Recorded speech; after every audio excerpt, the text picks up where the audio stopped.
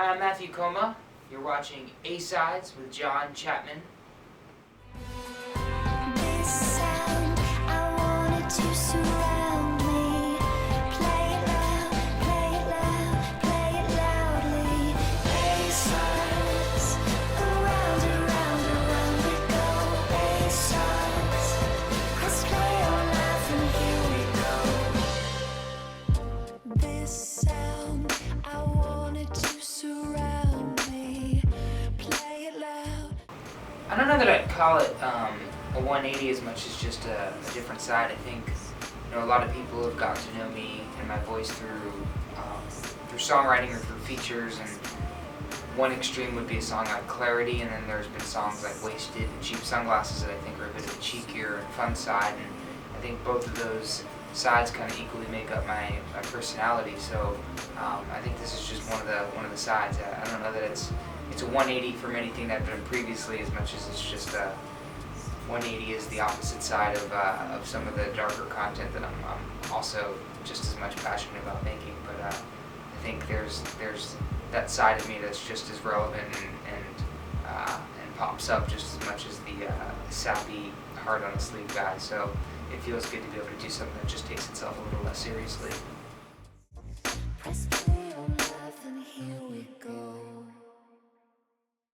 Yeah, I think writing songs for me was always something that felt really organic, and it was never something I even really thought about. I started off playing guitar really young, playing a lot of cover songs, and that transitioned pretty quickly into starting to write my own songs, which at the time I think were just using words I'd heard in other people's songs and trying to make them sound like my own. And I think that's like anything, you start off being a really good copier in order to find a way to be unique within whatever it is you're doing, and for me it was just a natural progression through high school and through middle school, just kind of writing songs and writing words down. And I definitely was the weirdo with a notebook, writing stuff constantly through math class instead of paying attention, which I probably should have in retrospect.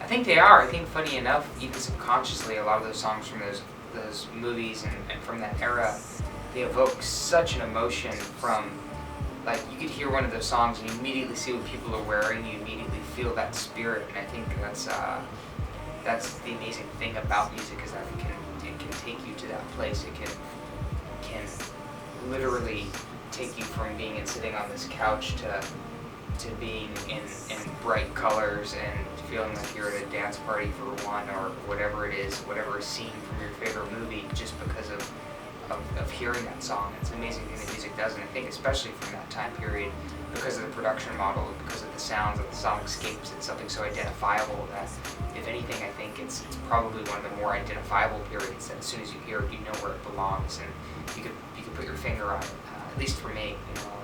I think we're seeing a lot of that even with 90s fashion and 90s music now, starting to have that same kind of nostalgic effect. So yeah, I think it gets a lot of credit. Press play on life and here we go. This sound, I want it to surround me. Everybody I've worked with, I've been fortunate to work with a lot of people in different spaces, and everybody has a different set of skills they bring to the table, and they're inspired in a different way, and I think everybody's intensity level is somewhat similar. It's just what they're intense about and what it is they're passionate about, and that always changes my role as far as how I interact within that collaboration, because sometimes I'm producing, or sometimes I'm writing top line, or sometimes I'm just writing lyrics and melody, sometimes it's more, so it's constantly evolving and constantly changing, which keeps it fresh for me. But I think all the producers and artists I've gotten to work with, I've been really fortunate that they've all brought something very unique to the table, but the most cohesive thing has been just a really strong sense of self. These guys know who they are and what is honest for them, what's sincere for them, and that's all you could really ever ask for from an artist, because art's going to change and you're going to try different things, but as long as it's always coming from that kind of moral compass of what feels like it's coming from sincerity, I think that's always going to come across, and I've been really fortunate to work with a lot of people that I think have their own very unique sets of sincere perspectives. Press play on life and here we go. This sound I wanted to surround. I was very, very blessed to have the opportunity to work on a Springsteen remix, as he's one of my heroes. Grew up being a huge fan, still I'm a huge fan of his writing and his live shows, and a very dear friend of mine, Ron Yellow, had produced his past few records, and it came to me and said, do you want to try doing kind of a modern day spin on one of these newer tunes?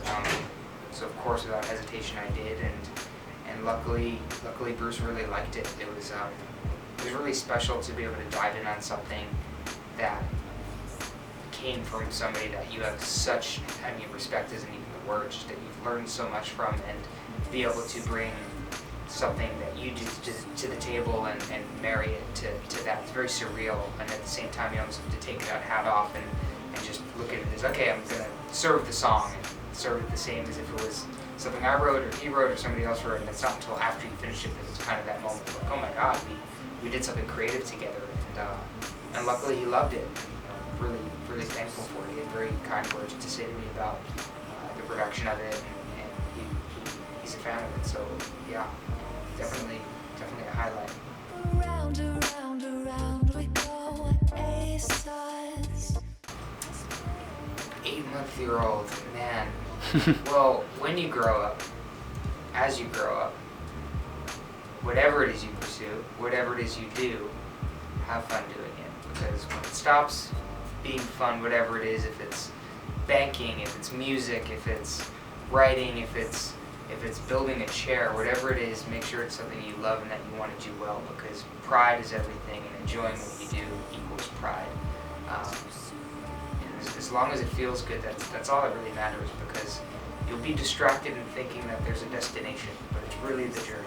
It's always their journey that's the part, that is the destination. So enjoy what you're doing every day, whatever it is you choose, and thank your dad for doing this, because it's very, very cool that you have this to watch, and I hope I'm a massively, hugely successful artist by the time you see this, and you know who I am.